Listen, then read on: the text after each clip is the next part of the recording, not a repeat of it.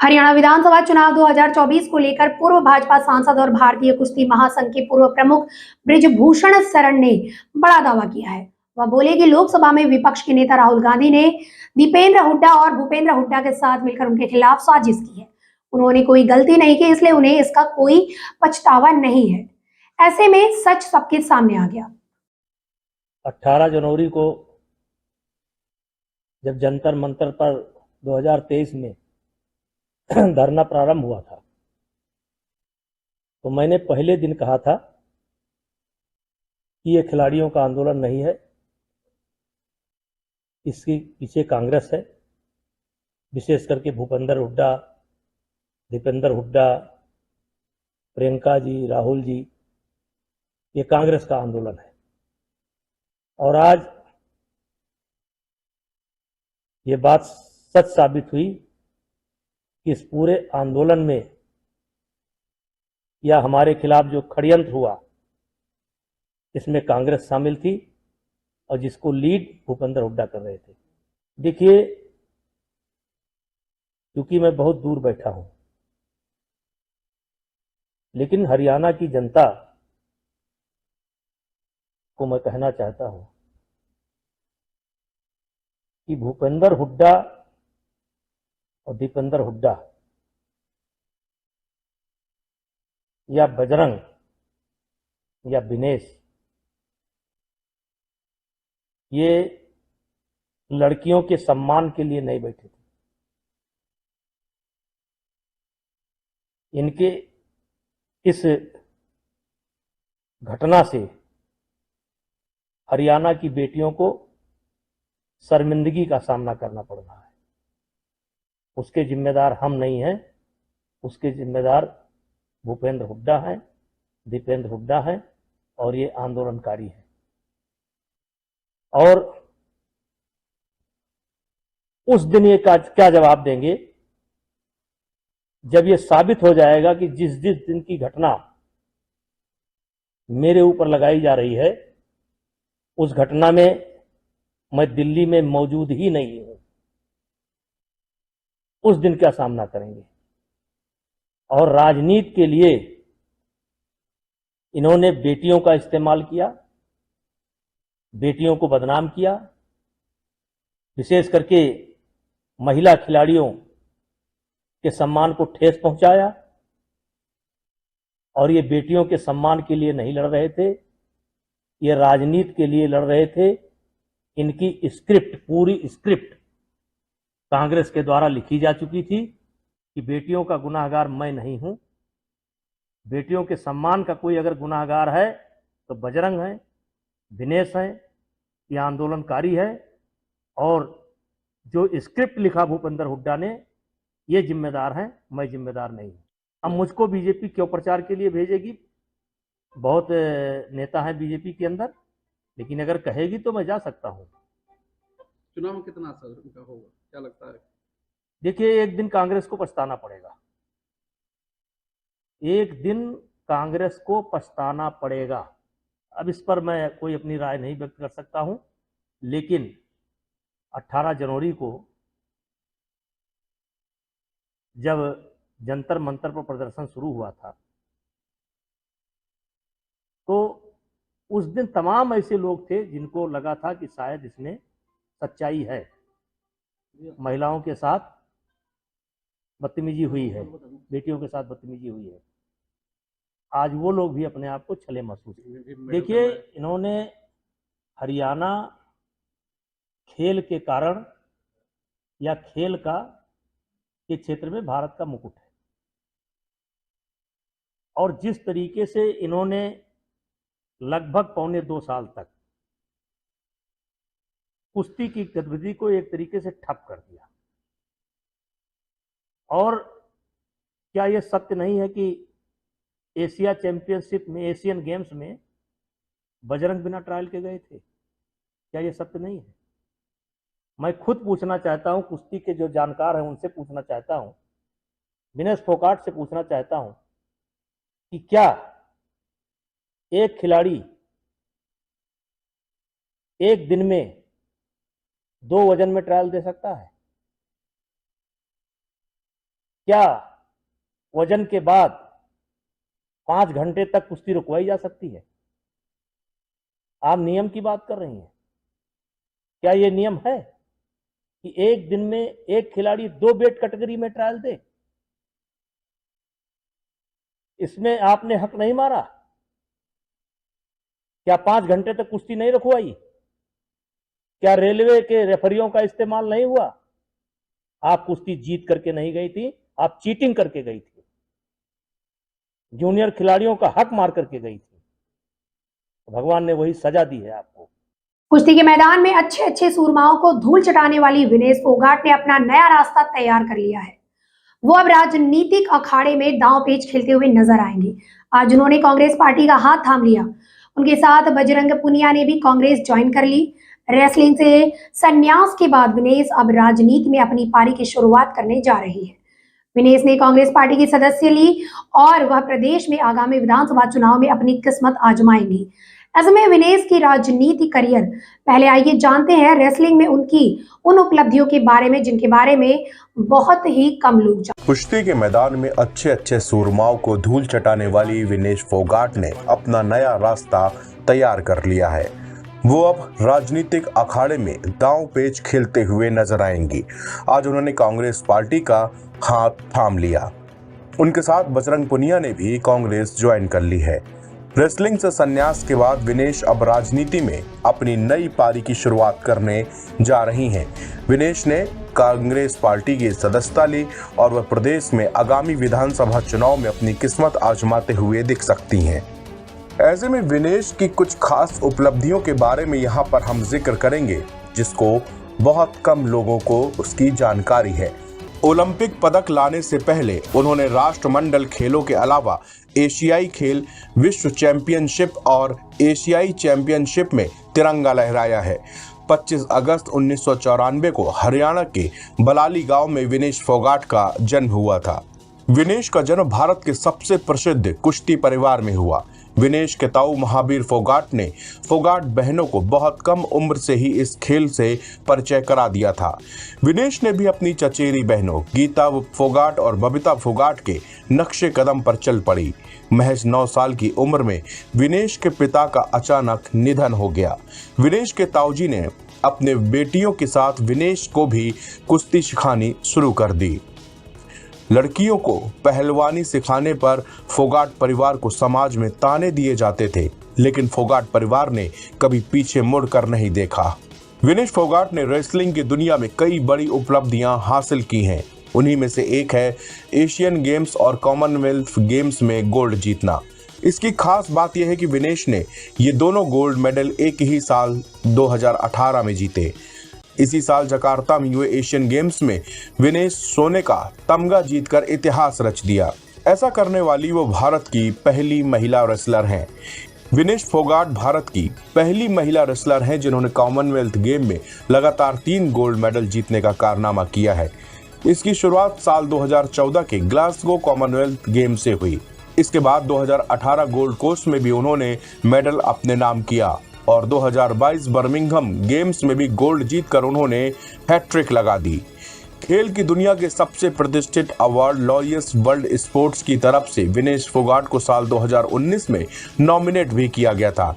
इस अवार्ड के लिए नॉमिनेट होने वाली वह भारत की पहली स्पोर्ट्स पर्सन बनी थी। भारत की महिला रेसलिंग में विनेश का नाम बहुत बड़ा है, लेकिन एक घरेलू प्रतियोगिता में विनेश फोगाट को अपने से 10 साल छोटी पहलवान अंतिम पंघाल के खिलाफ बुरी तरह हार का सामना करना पड़ा। इस मैच में अंतिम ने विनेश को 0-10 से मात दी थी। विनेश फोगाट ने पेरिस ओलंपिक में कमाल का खेल दिखाया। पहले राउंड में विनेश की भिड़ंत जापान की यूयू सुसाकी से हुई। सुसाकी ओलंपिक चैंपियन के साथ ही वर्ल्ड चैंपियन भी थी। विनेश के खिलाफ मैच से पहले सुसाकी ने अपने सभी 82 इंटरनेशनल मैचों में जीत हासिल की थी, लेकिन पेरिस में सुसाकी को विनेश के खिलाफ हार मिली। विनेश उन्हें हराने वाली पहली इंटरनेशनल रेसलर भी बनी है। हरियाणा विधानसभा चुनाव से पहले कांग्रेस का जोश हाई दिख रहा है। कांग्रेस नेता इस ओवर कॉन्फिडेंस में दिख रहे हैं कि अब की बार तो जीत उन्हीं की होकर रहेगी। लिहाजा जगह जगह जारी चुनावी कैंपेन में ये जताया जाने लगा है कि 10 साल के सूखे के बाद हरियाणा कांग्रेस के उम्मीदों का गुलशन फिर से हरा हो उठेगा। अब कांग्रेस के वरिष्ठ नेता रणदीप सुरजेवाला को ही ले लीजिए, उन्होंने तो डंके की चोट पर ताल ठोकनी भी शुरू कर दी। हरियाणा विधानसभा चुनाव से पहले कांग्रेस का जोश हाई दिखाई दे रहा है। कांग्रेस नेता इस ओवर कॉन्फिडेंस में दिख रहे हैं कि अब की बार तो जीत उन्हीं की होकर रहेगी। लिहाजा जगह जगह जारी चुनावी कैंपेन में ये जताया जाने लगा है कि 10 साल के सूखे के बाद हरियाणा कांग्रेस में उम्मीदों का गुलशन फिर से हरा हो उठेगा।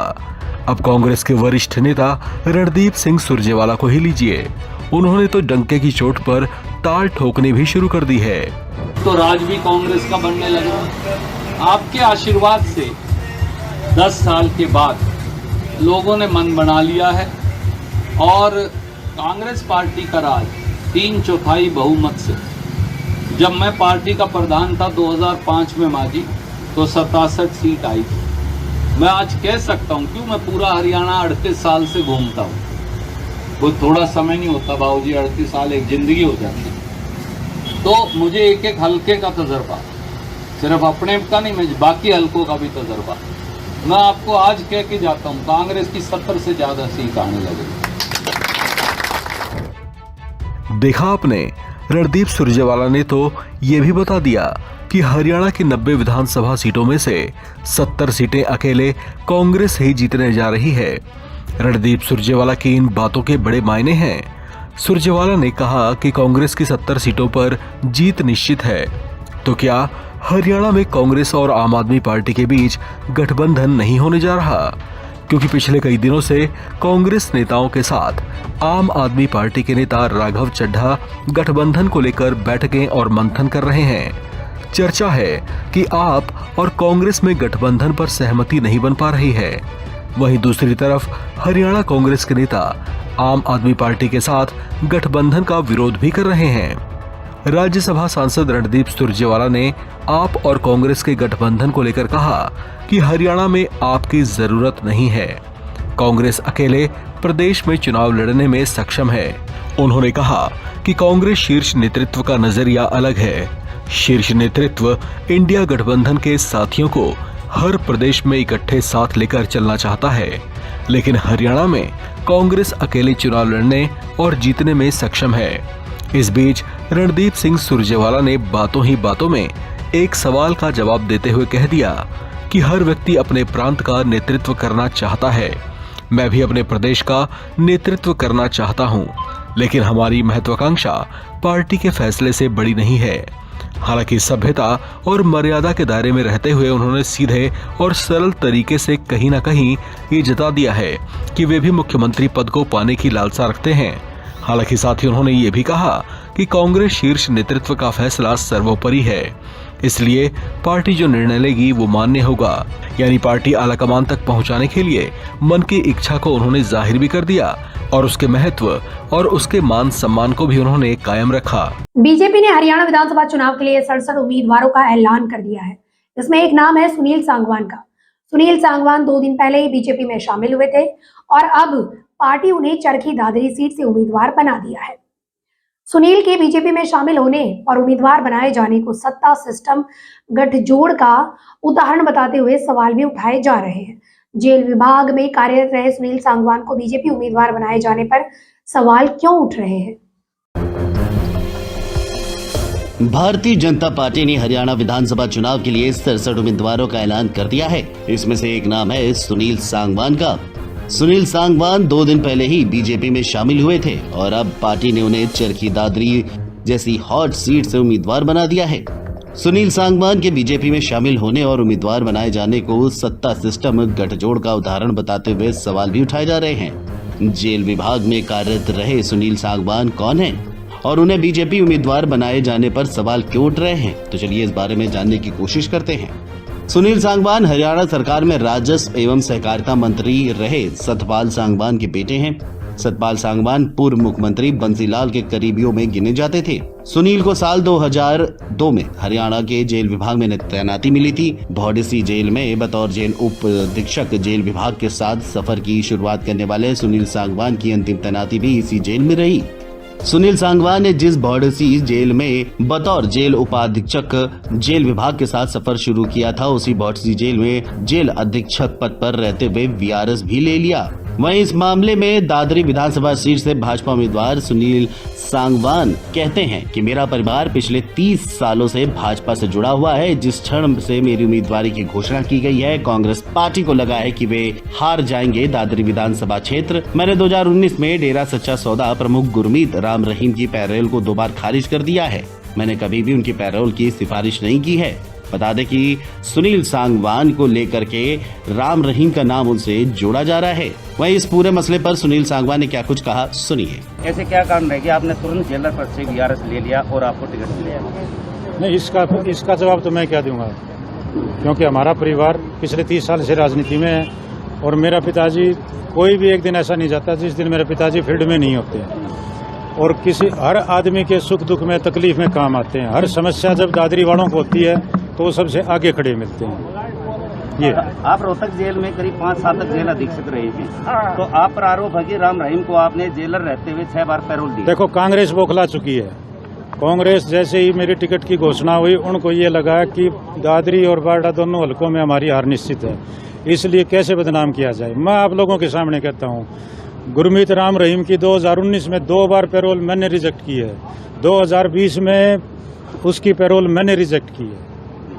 जो छह पैरोलों का वो आरोप लगा रहे हैं, 6 पैरोल जो हैं वो सिर्फ रिकमेंडिंग अथॉरिटी है और मैं गारंटी देता हूँ आपके सबके सामने, अगर उसकी पैरोल मैंने रिकमेंड की हो तो हमारा काम है उसकी चिट्ठी को आगे भेजना डिविजनल कमिश्नर को।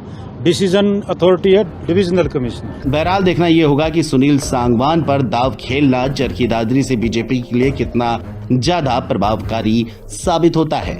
केंद्रीय गृह मंत्री अमित शाह ने जम्मू कश्मीर में आरक्षण के मुद्दे पर नेशनल कॉन्फ्रेंस के नेता अमर अब्दुल्ला को चेतावनी भरे लहजे में कहा कि चुनाव का नतीजा चाहे जो भी आए, लेकिन हम गुर्जर, बकरवाल और पहाड़ी लोगों की आरक्षण को छूने नहीं देंगे, क्योंकि ये बीजेपी का संकल्प है। गुर्जर, बकरवाल और पहाड़ियों को सालों से जो आरक्षण नहीं मिलता था, उसको आरक्षण देने की शुरुआत नरेंद्र मोदी जी के नेतृत्व में हुई है।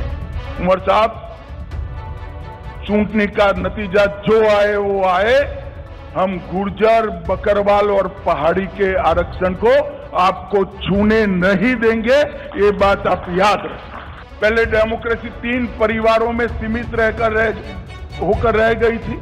ना पंचायत चुनाव होते थे, ना तहसील पंचायतें बनती थी, ना जिला पंचायतें होती थी। घाटी और जम्मू दोनों की जनता लोकतंत्र के साथ। धारा 370 के कारण यहां रिजर्वेशन संभव नहीं हो पाता था, महिलाओं को अन्याय होता था, दलित भाइयों को अन्याय होता था, ट्राइबल्स को अन्याय होता था। भारतीय जनता पार्टी की नरेंद्र मोदी सरकार ने यहां आरक्षण को जमीन पर उतारने का काम किया है। आज एससी वर्ग का भी आरक्षण हुआ है, आर्थिक रूप से कमजोर वर्ग का 10% आरक्षण हुआ है, ओबीसी का आरक्षण बढ़ाया गया है। गुर्जर, बकरवाल और पहाड़ियों को सालों से जो आरक्षण नहीं मिलता था, उसको आरक्षण देने की शुरुआत नरेंद्र मोदी जी के नेतृत्व में हुई है। हमने एनसी का एजेंडा देखा है, उन्होंने कहा है कि हम इस पर पुनः विचार करेंगे। मैं श्री उमर अब्दुल्ला को बताना चाहता हूं, उमर साहब, चुनाव का नतीजा जो आए वो आए, हम गुर्जर, बकरवाल और पहाड़ी के आरक्षण को आपको छूने नहीं देंगे, ये बात आप याद रखें। ये भारतीय जनता पार्टी का संकल्प है। भाई और बहनों, ग्रास रूट डेमोक्रेसी, पहले डेमोक्रेसी 3 परिवारों में सीमित होकर रह गई थी। ना पंचायत चुनाव होते थे, ना तहसील पंचायतें बनती थी, ना जिला पंचायतें होती थी।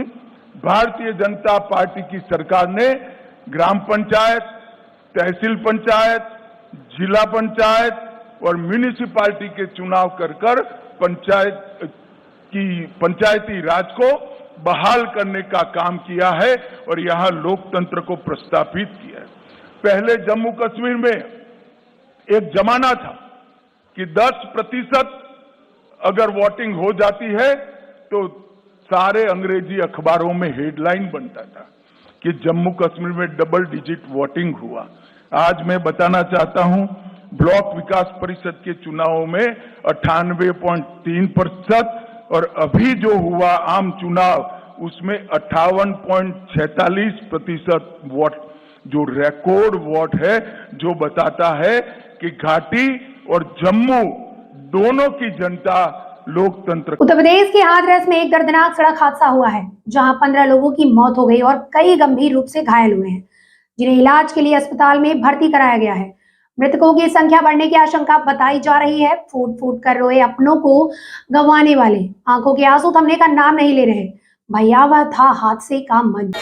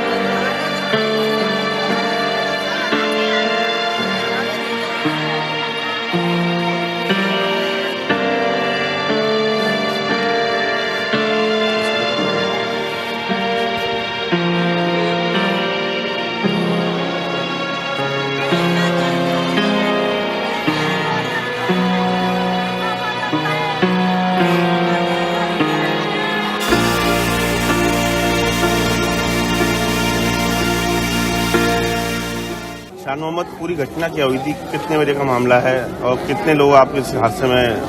यहाँ से करीबन 30 से 35 लोग गए हैं, उसमें से करीबन 17 लोग खत्म हो चुके हैं। आपके परिवार से कौन कौन है? अब मेरे परिवार से 2 भाई और एक बेटा खत्म है। आपका बेटा कहाँ गए थे ये कल? ये 40 में भी गए थे। अच्छा, किसका था? हमारी बहन का ददिया साथ खत्म हो गया।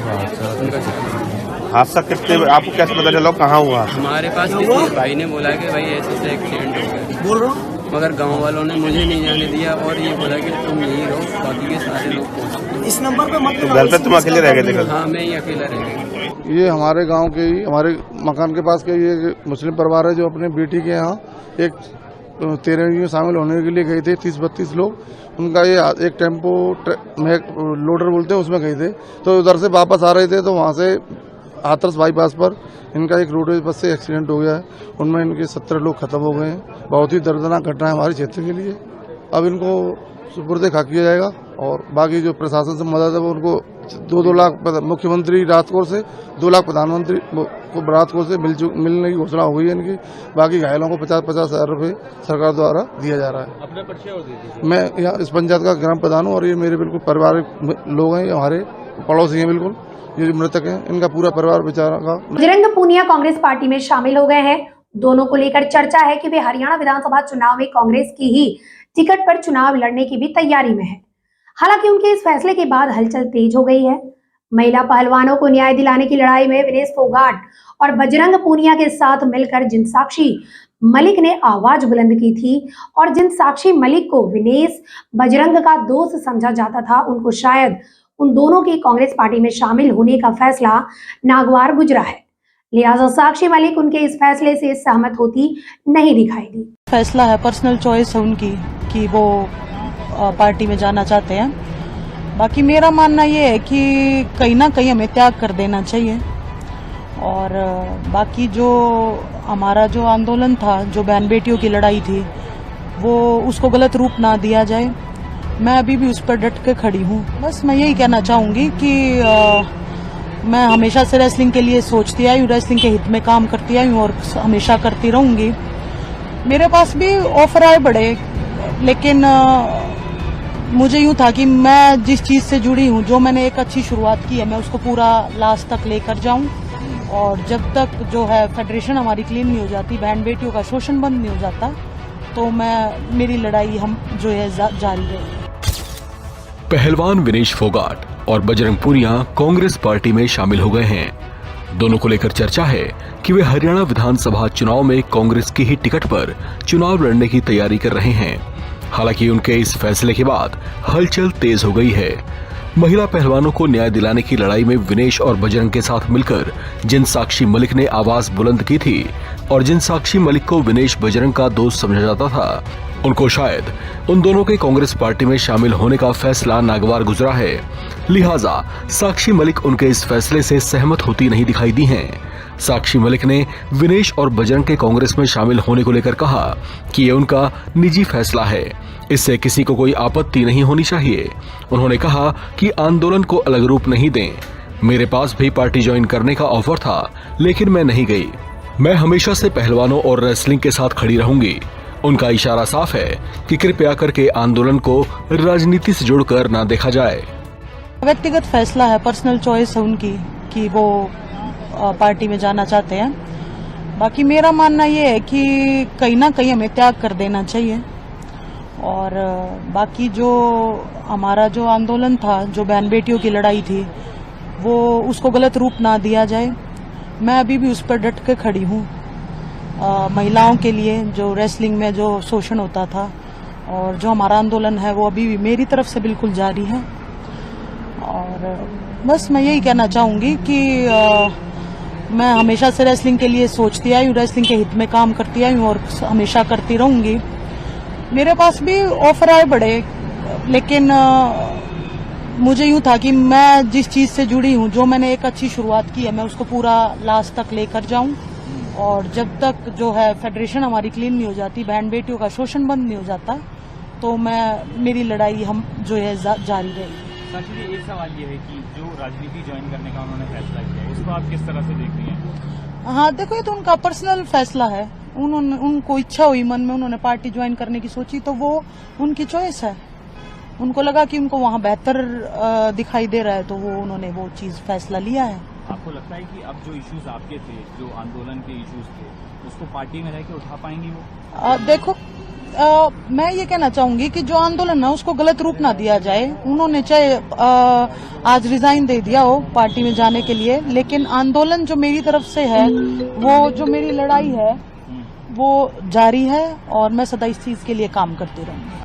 पहलवान साक्षी मलिक की ऐसी प्रतिक्रिया से छलक रहा है कि उन्हें विनेश फोगाट और बजरंग पुनिया के कांग्रेस में शामिल होने का फैसला पसंद नहीं आया।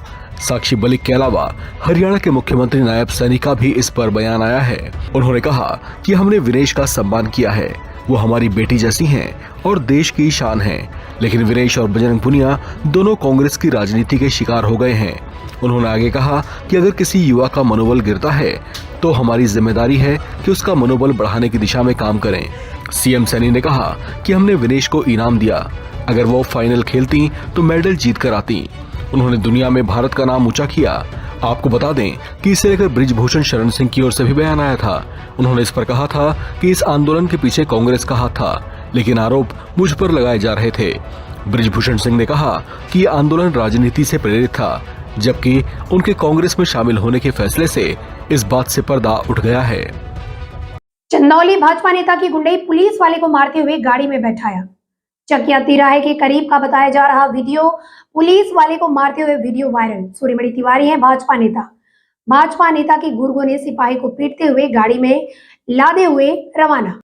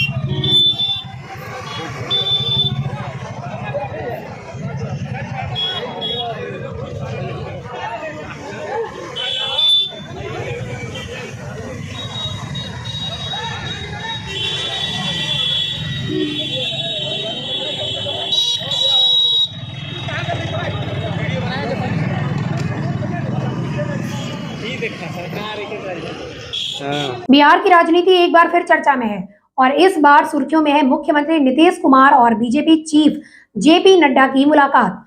हाल ही में हुई इस मीटिंग में नीतीश कुमार ने बड़ा बयान दिया जिसने राजनीतिक गलियारों में हलचल मचा दी है। नीतीश कुमार ने साफ तौर पर कहा, हम 2 बार आरजेडी के साथ चल गए हैं, गलती हुई थी, अब वो गलती नहीं होगी, अब कभी वापस नहीं जाएंगे। बिहार में जो भी विकास के काम हुए हैं वो बीजेपी और जेडीयू ने मिलकर किए हैं। बिहार की राजनीति एक बार फिर से चर्चा में है और इस बार सुर्खियों में है मुख्यमंत्री नीतीश कुमार और बीजेपी चीफ जेपी नड्डा की मुलाकात।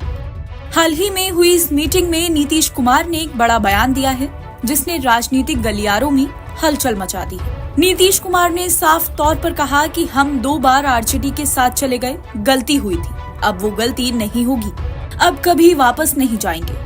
बिहार में जो भी विकास के काम हुए हैं वो बीजेपी और जेडीयू ने मिलकर किए हैं। दरअसल नीतीश कुमार 28 जनवरी को एक बार फिर से एनडीए में शामिल हो गए थे जब उन्होंने आरजेडी से गठबंधन तोड़कर मुख्यमंत्री पद से इस्तीफा दिया था। इस्तीफा देने के बाद उन्होंने आरजेडी पर निशाना साधते हुए कहा था कि मेहनत तो हम कर रहे थे लेकिन सारा क्रेडिट दूसरे लोग ले रहे थे। ऐसे में उन्होंने फिर से बीजेपी का साथ पकड़ा और कुछ ही घंटों के भीतर बीजेपी के समर्थन से मुख्यमंत्री पद की शपथ भी ले ली। नीतीश कुमार का राजनीति में ये चौथा यू टर्न था। अगस्त 2022 में उन्होंने बीजेपी का साथ छोड़कर आरजेडी से हाथ मिलाया था, लेकिन 2 साल भी नहीं बीते और वो फिर से बीजेपी के पाले में लौट आए। इस नए बयान से ये साफ हो गया है कि नीतीश कुमार अब आरजेडी के साथ किसी भी तरह के गठबंधन की संभावना को पूरी तरह खारिज कर रहे हैं। इसी बीच बीजेपी चीफ जेपी नड्डा भी बिहार के 2 दिवसीय दौरे पर हैं। नड्डा ने पटना में मुख्यमंत्री नीतीश कुमार से मुलाकात की, जिसके बाद उन्होंने Indira Gandhi institute of medical science का दौरा भी किया। इस दौरे के बाद नड्डा भागलपुर के लिए रवाना हुए, जहां उन्होंने एक कार्यक्रम में शिरकत की। उनके बिहार दौरे का मुख्य उद्देश्य राज्य में बीजेपी के प्रभाव को और मजबूत करना है। जेपी नड्डा का कार्यक्रम काफी व्यस्त रहा। पहले दिन के कार्यक्रमों के बाद नड्डा गया पहुंचे, जहां उन्होंने स्थानीय कार्यक्रमों में हिस्सा लिया और फिर पटना लौटकर स्टेट गेस्ट हाउस में रात बिताई। अगले दिन उन्होंने साहिब गुरुद्वारे में दर्शन किए और फिर पीएमएचसी का दौरा किया। इसके बाद वे दरभंगा में निर्माणाधीन एम्स का निरीक्षण करने पहुंचे। अपने दौरे के आखिरी पड़ाव में नड्डा मुजफ्फरपुर भी गए और फिर पटना से दिल्ली के लिए रवाना हो गए। बिहार दौरे के दौरान नड्डा ने बीजेपी की प्रदेश कोर कमेटी के साथ बैठक भी की, जिसमें राज्य में आगामी चुनावों और पार्टी की रणनीतियों पर भी चर्चा हुई। फिलहाल नीतीश कुमार और बीजेपी के इस गठबंधन को लेकर बिहार की सियासत में कई सवाल उठ रहे हैं। क्या ये गठबंधन बिहार में स्थिरता लाएगा या फिर राजनीति में नए मोड़ देखने को मिलेंगे? ये देखना दिलचस्प होगा कि आने वाले समय में बिहार की राजनीति किस दिशा में आगे बढ़ती है।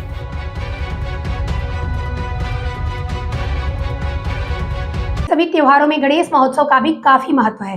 वैसे तो हर महीने गणेश चतुर्थी आती है, लेकिन भाद्रपद मास की गणेश चतुर्थी बहुत ही खास मानी जाती है।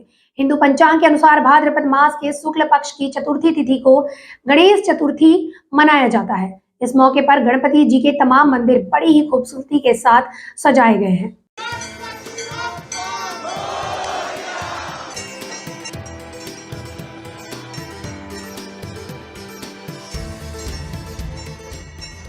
भारत के सभी त्योहारों में गणेश महोत्सव का काफी महत्व है।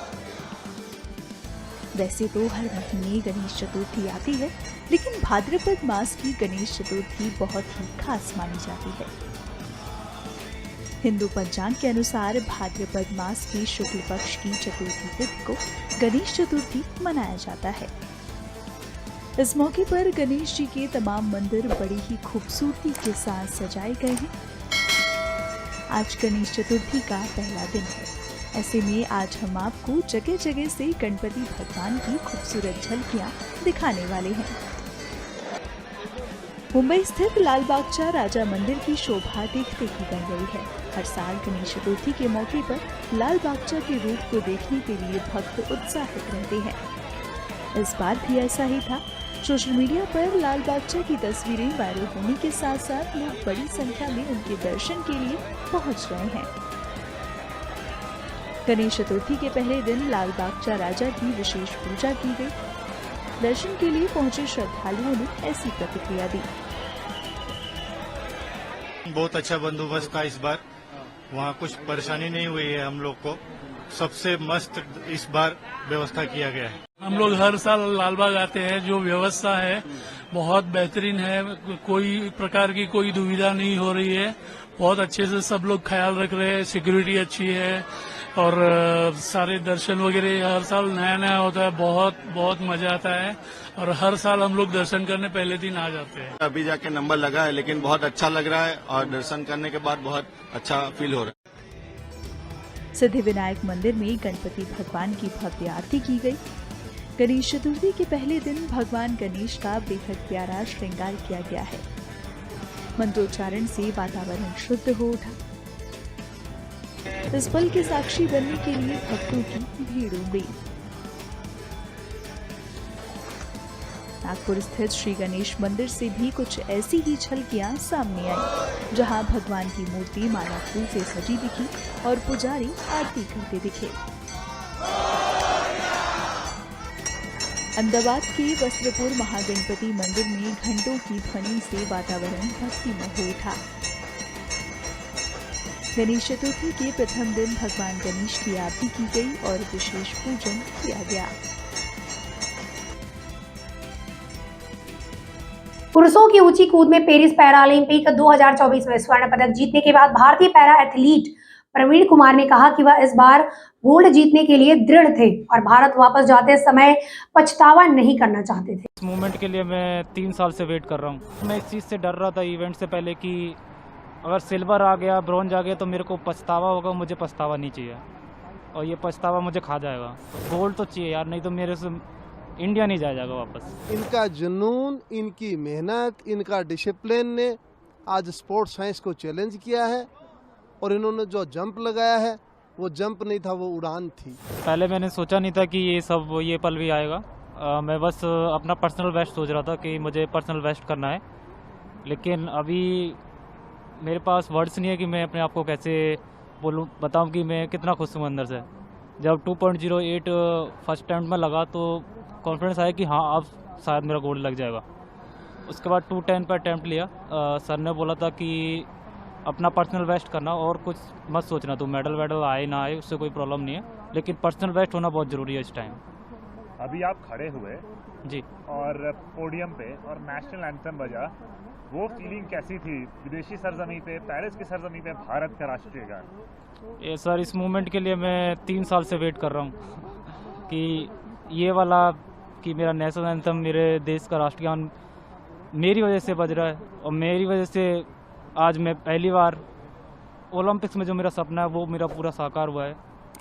तो वो वाली फीलिंग तो मैं कभी नहीं भूल सकता था। इसके लिए मैंने बहुत वेट किया है। यहाँ पर हमें अगर आप ये बताएं, पिछले बार सिल्वर था, इस बार गोल्ड था, तो क्या पिछले बार सिल्वर वाले को हमेशा ये होता है कि यार गोल्ड रह गया, इस बार वो कसर पूरी कर दी आपने? हाँ सर, मैं इस चीज़ से डर रहा था इवेंट से पहले कि अगर सिल्वर आ गया, ब्रॉन्ज आ गया तो मेरे को पछतावा होगा। मुझे पछतावा नहीं चाहिए और ये पछतावा मुझे खा जाएगा। तो मैंने सोचा था कि गोल्ड तो चाहिए यार, नहीं तो मेरे से इंडिया नहीं जाएगा वापस सही से। और इस जीत पे हमेशा जब कोई गोल्ड मेडल जीता तो मोदी जी हमेशा बात करते हैं, वो कितनी प्राउड फीलिंग होती है कि प्रधानमंत्री खुद देश का फोन करता है और आपकी सराहना करता है, प्रशंसा करता है। सर, अपना जो मोटिवेशनल माइंड होता है ना, वो डबल होता है मेडल के लिए। फिर नरेंद्र मोदी से बात करने के बाद मतलब मैं पूरा कॉन्फिडेंस में था कि मेरे को बस अब की बार लाना है यार। लास्ट टाइम छूट गया था, लेकिन यार इस बार तो ज़रूर लाना है, अब तो ज़रूर लाना है पक्का। तो मेडल के बाद देश को क्या संदेश देंगे? मैं बस उनको थैंक यू बोलना चाहूँगा कि आज उनके प्यार और उनकी दुआ की वजह से आज मैंने गोल्ड मेडल जीता है। इसका श्रेय किसको देंगे? इसका श्रेय मैं अपने इंडिया, अपने कोच और अपनी पूरी पैरालंपिक टीम एंड अपनी फैमिली को देना चाहूँगा। देखिए, प्रवीण ने इतिहास बनाया है और मैं इसलिए कहूँगा कि साइंस से आगे जाकर के काम किया। स्पोर्ट्स साइंस ये कहता है कि 2.08 जो जंप लगाना, हाई जंप लगाना है, वो कम से कम उसके लिए 6 फीट हाइट होनी ज़रूरी है। लेकिन प्रवीण की हाइट सिर्फ मेरे ख्याल से 5 फीट 6 इंच है सिर्फ। लेकिन इनका जुनून, इनकी मेहनत, इनका डिसिप्लिन ने आज स्पोर्ट्स साइंस को चैलेंज किया है और इन्होंने जो जंप लगाया है वो जंप नहीं था, वो उड़ान थी और वो देश के लिए गोल्ड मेडल था। वो उड़ान गोल्ड मेडल के लिए उड़ान लगाई प्रवीण ने। इनके कोच को मैं बहुत बहुत बधाई, शुभकामनाएं देता हूं और ये भारत के लिए 6ठा गोल्ड मेडल है। ये ऐतिहासिक प्रदर्शन है इंडिया के लिए, क्योंकि इससे पहले टोक्यो पैरालंपिक में हमने 5 गोल्ड मेडल जीते थे। और आपने खैर अब तो 25 को भी पार कर दिया, तो लगता है 30 के पार आंकड़ा जाएगा? देखिए, हमारा जो लक्ष्य लेकर के आए थे हम, और हमने दिल्ली में प्रेस कॉन्फ्रेंस की थी, तो आज भी मुझे याद है मीडिया ने मुझे कहा कि देवेंद्र जी आप 25 कह रहे हो, आपका ओवर कॉन्फिडेंस नहीं बोल रहा है। तो मैंने जवाब दिया था, मेरे खिलाड़ियों की ट्रेनिंग बोल रही है, हमारी ट्रेनिंग प्लान बोल रही है, जो खिलाड़ियों के अंदर हौसला है वो बोल रहा है। आज वो सपना साकार हुआ है। हमारा टारगेट 25 प्लस का है, वो 27 जाएँ, 28 जाएँ, 30 जाएँ, वो देश के लिए बड़ी उपलब्धि है। हरियाणा विधानसभा चुनाव के लिए घोषित पहली सूची में कांग्रेस पार्टी ने 5 महिलाओं को टिकट दिया है। इनमें पहलवान विनेश फोगाट को टिकट दिया है। वह हरियाणा में अपनी ससुराल जुलाना से चुनाव मैदान में उतरेंगी। कांग्रेस पार्टी ने पहली सूची में कुल 28 विधायकों को रिपीट किया है। पिछली बार कांग्रेस को 31 सीटों पर जीत मिली थी। कांग्रेस पार्टी ने 3 मुस्लिम को टिकट दिया है। तीनों ही नूंह जिले के सिटिंग विधायक हैं। कांग्रेस की पहली सूची में पूर्व मंत्री गीता भुक्कल को टिकट मिला है। वह कांग्रेस नेता और पूर्व मुख्यमंत्री भूपेंद्र सिंह हुड्डा की करीबी है। पहली सूची में हुड्डा पूरी तरह से छाए हुए हैं। कांग्रेस ने एक साथ 31 कैंडिडेट की सूची जारी करने के बाद इस राणा सुरक्षित सीट बलवीर सिंह को टिकट दिया है। बलवीर सिंह को जोड़कर कुल रिपीट होने वाले विधायकों की संख्या 29 हो गई है।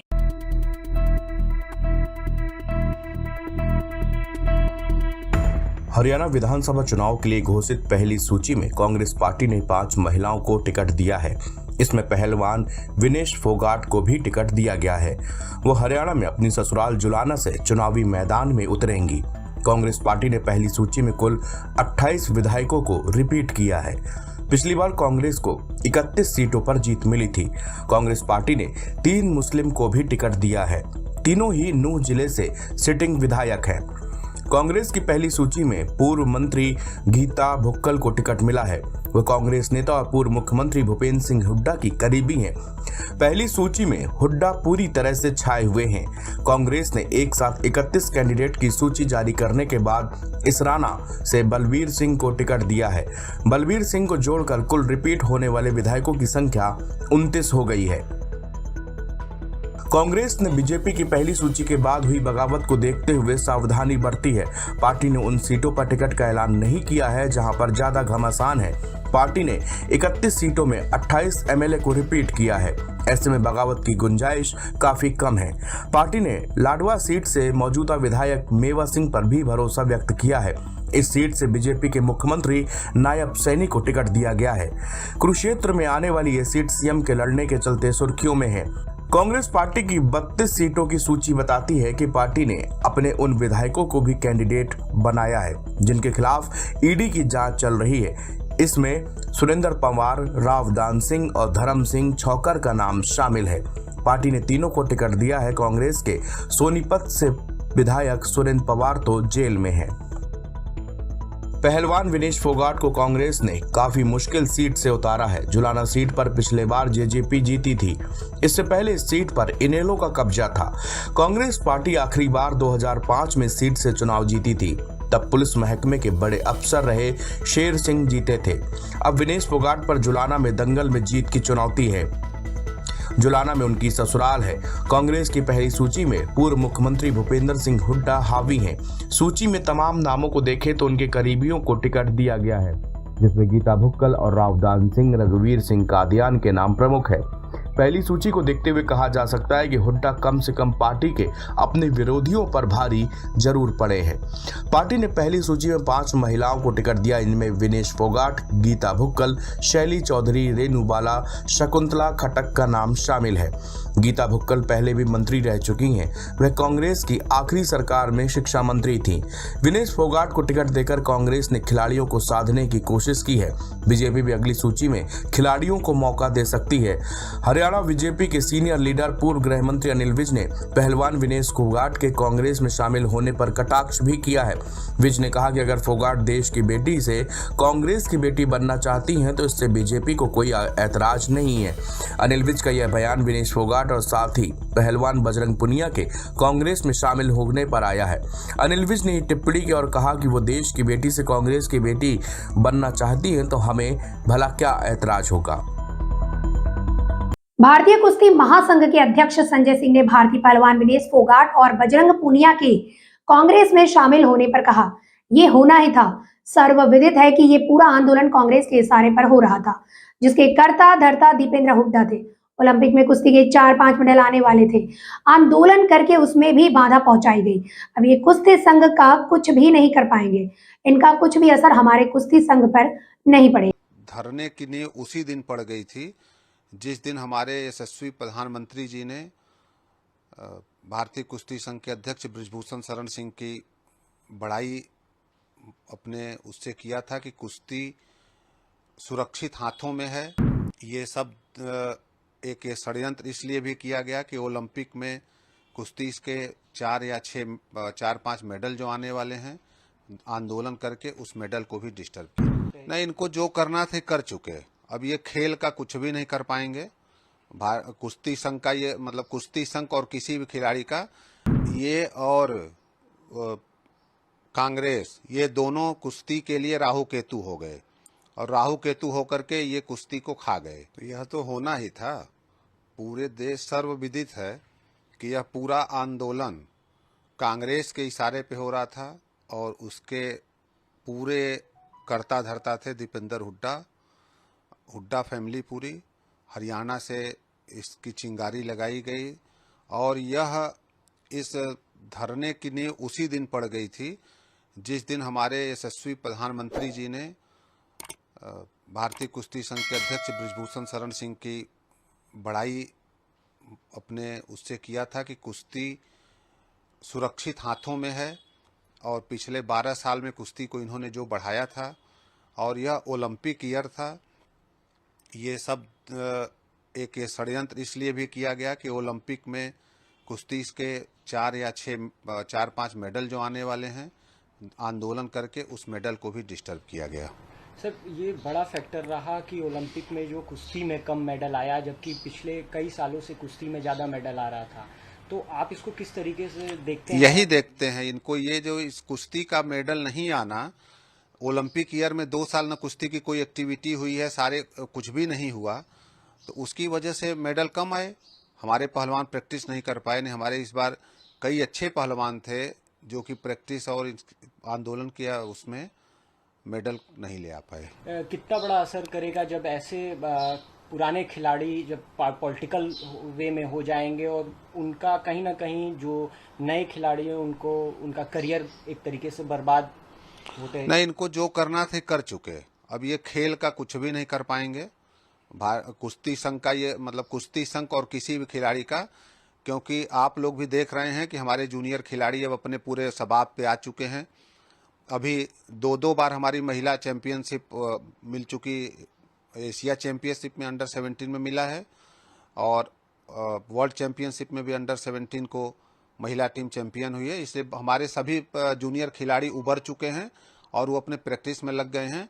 इन लोग का कोई असर हमारे कुश्ती संघ पे नहीं पड़ने वाला है। बजरंग पुनिया शामिल होने के बाद एक बात और कहे कि हमने भाजपा के, हालांकि आप पॉलिटिकल तो नहीं, आप संघ के अध्यक्ष हैं, लेकिन भाजपा के तमाम महिला नेताओं को पत्र लिखा गया था लेकिन किसी ने नहीं साथ दिया। कांग्रेस ने साथ दिया, हमको बिना कहे सपोर्ट किया कांग्रेस ने। ये बात बजरंग पुनिया ने कही और दिनेश ये और कांग्रेस, ये दोनों कुश्ती के लिए राहु केतु हो गए और राहु केतु होकर के ये कुश्ती को खा गए, ओलंपिक ईयर में खा गए। ये जिस मुहिम को लेकर के चले थे उस मुहिम में ये सफल रहे और पहलवान भी उसमें अपने सफल रहे। इनको राजनीति करनी, हम तो शुरू से कह रहे हैं कि इनको राजनीति करनी है, ये जा करके अपनी राजनीति करें। 7-8 पॉइंट पहले दिन से कहा गया था और वो सारे चीज सही हो रहे हैं। ब्रिजभूषण जी जो पूर्व अध्यक्ष हैं कुश्ती के, उन्होंने भी एक बात कही कि जनवरी 2023 में एक मामला डाला गया, उनके खिलाफ एफआईआर तक दर्ज हुआ, कोर्ट तक भी बातें गई। ये अब साफ हो गया है कि हुडास फैमिलीज और जो कांग्रेस की नीति थी वो बातें कहीं ना कहीं सामने आ रही हैं। हो ही गया साफ ना भाई। पहले दिन कहा गया कि ये बिना ट्रायल के जाना चाहते हैं, ये दबाव बनाए बिना ट्रायल का जाने के लिए, इनको अलग से भेज दिया जाए, ये कैंप में नहीं रहना चाहते, वो भी साबित हो गया इनके कि कैंप में नहीं रहे एक दिन। उसके बाद ट्रायल में किस तरह से ये गई वो भी पूरा देश देखा। फिर इनकी मांग थी कि इस पे इसके लिए तो राजनीति में कि कांग्रेस के द्वारा प्रस्तावित ये है, वो भी साबित हो गया कि आज ये कांग्रेस में शामिल हो गए, तो ये साबित करता है ना कि उस धरने के पीछे यही थे। खेल खिलाड़ी को राजनीति से क्या मतलब, संघ को राजनीति से क्या मतलब। हमारे जो ब्रिजभूषण शरण सिंह जी थे, ये तो मान लीजिए भाजपा से जुड़े थे, मैं तो किसी भाजपा पार्टी या किसी से नहीं जुड़ा हूँ।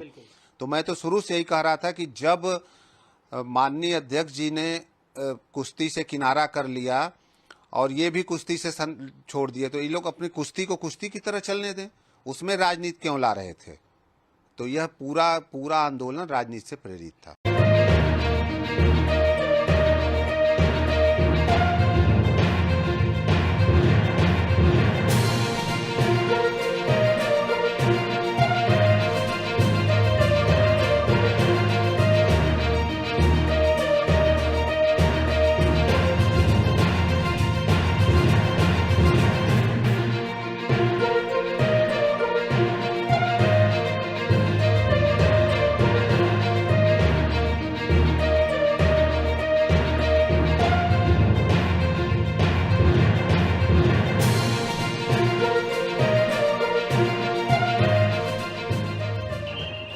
यह इंदौर से आने वाली ट्रेन थी जो जबलपुर जा रही थी 22191 इंदौर जबलपुर ओवरनाइट एक्सप्रेस। यह जैसे ही जबलपुर प्लेटफॉर्म नंबर 6 की ओर जा रही थी तब बिल्कुल ऑलमोस्ट डेड स्टॉप स्पीड पे थी, तब यह डिरेल हुई है। इसके 2 डिब्बे जो शुरू में लगे थे वह डिरेल हुए हैं एवं क्योंकि गाड़ी डेड स्टॉप स्पीड पे थी तो किसी भी यात्री को कोई हानि नहीं हुई है।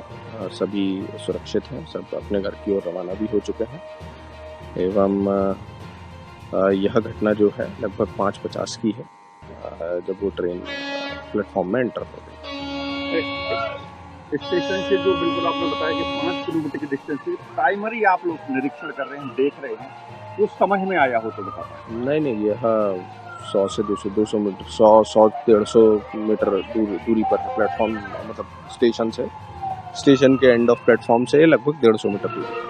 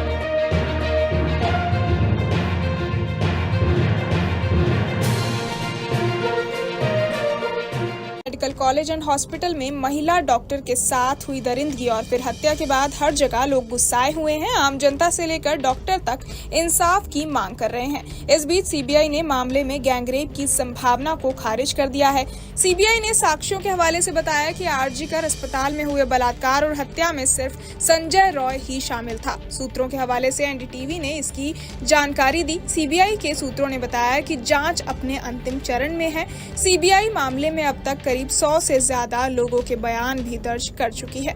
एनडीटीवी की रिपोर्ट के अनुसार सीबीआई ने गैंगरेप की आकांक्षाओं से इनकार कर दिया है। साथ ही कहा कि सबूत इशारा कर रहे हैं कि इसमें सिर्फ रॉय ही शामिल था। रिपोर्ट के अनुसार एजेंसी ने आरोपी के डीएनए सैंपल समेत मेडिकल रिपोर्ट को एम्स के एक्सपर्ट्स के पास भेजा है। डॉक्टर की आखिरी राय जानने के बाद एजेंसी जांच पूरी करेगी। चैनल से बातचीत में सूत्रों ने यह भी बताया कि सीबीआई के पास ये मानने की कोई वजह नहीं है कि डॉक्टर के बलात्कार और हत्या में कोई और भी शामिल था। महिला डॉक्टर का शव 9 अगस्त को कॉलेज के सेमिनार हॉल में मिला था। ईडी के अधिकारियों ने RG Kar medical college and hospital के पूर्व प्रिंसिपल संदीप घोष और उनके 3 सहयोगियों के आवासों पर शुक्रवार को एक साथ तलाशी ली। एक अधिकारी ने ये जानकारी दी।